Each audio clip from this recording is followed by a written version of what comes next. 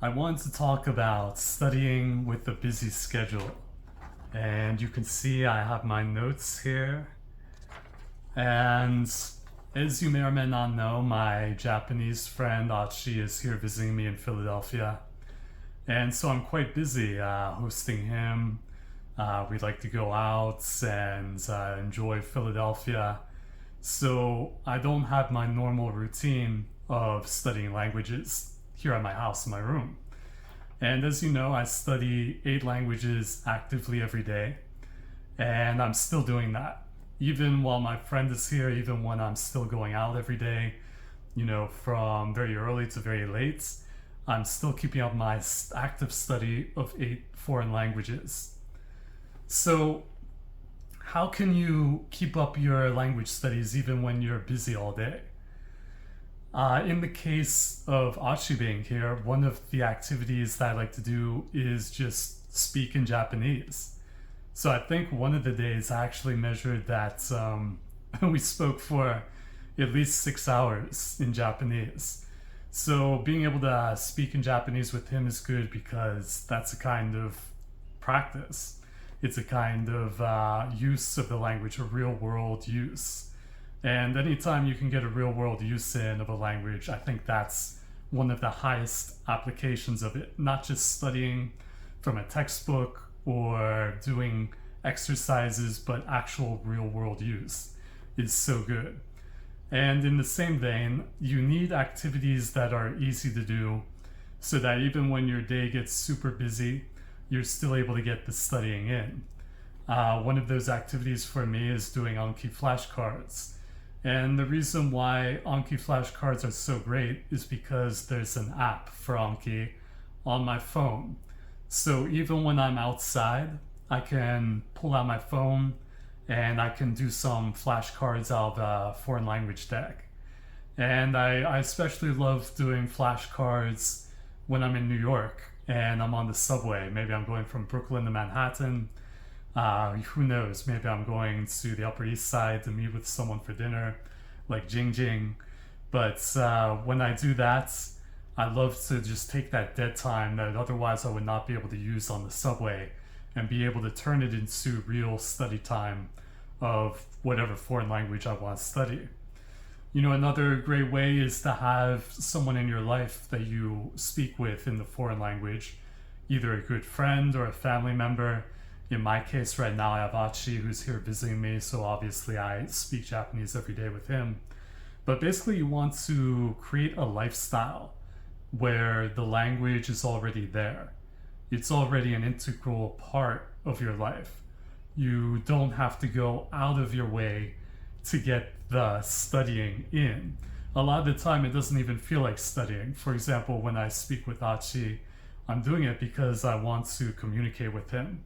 It's not because I'm necessarily studying to get better at verb conjugation or to learn different vocabulary. Instead, my main goal or purpose is to communicate, and through that process, I get better at the language. So, one of the vital parts of this is that you want to study every day in order to keep the streak going so that later you can have big days. And what do I mean by that? Well, a lot of people might say, what's the point in only studying 5 minutes a day or 1 minute a day even? Wouldn't it be okay just to not study that day at all and then pick it up later when, say you do have more time to do your studies? That's a very good point, but for me, at least, being able to study each day keeps the chain going so that when your time does free up, you can have the big study days. So let's say you study for 1 minute a day for 5 days, and then finally your life calms down, you get back to your house, your regular routine. Then you can do the half hour of studying or the 2 hours of studying or however much you want to study. Because I find something I often see with language learners is they say, hey, I'm going to study, let's say, 1 hour a day. I'm going to study 1 hour every day And if I study 1 hour every day, I'm gonna get really good at the language after X amount of time. But the problem is, eventually a day comes up when they can't study for 1 hour a day. They're so busy that maybe they can only study for 10 minutes.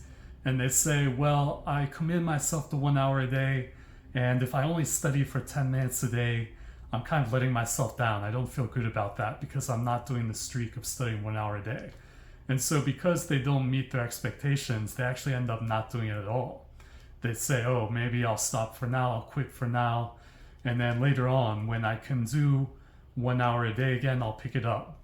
But what ends up happening is that after enough time, you never get back on the horse. They never get back to studying that 1 hour a day because they forget to do it. And it becomes more comfortable not to do it than to do it. And so they continue on for maybe a year before they wake up and they say, oh, wow, it's been a year that's elapsed and I haven't studied at all. I've had zero study time.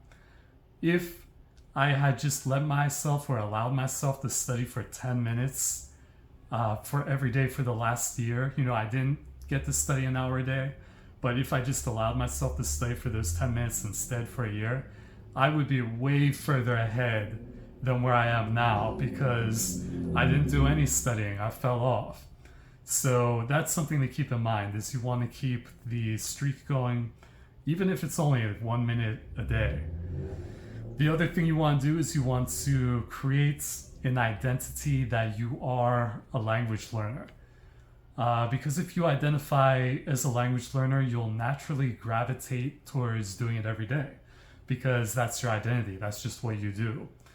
You don't want to think of it as I study languages or languages are my hobby, because in that case, it's too easy to just give up or to ignore.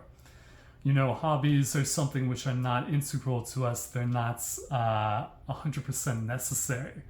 An identity, that is a core belief. That's something very true to you. That's something that if you give up your identity, that's scary. That can lead to an existential crisis. So yeah, if you make your identity as a language learner, then you're probably not going to lose that very easily, because if you did, you wouldn't know who you were. So if you make your identity as a language learner, you'll naturally study languages every day, and that's where you want to be. You want to make your identity as a language learner and create the lifestyle so that you naturally wake up, you go about your day, and just by living life, you have language studying coming in.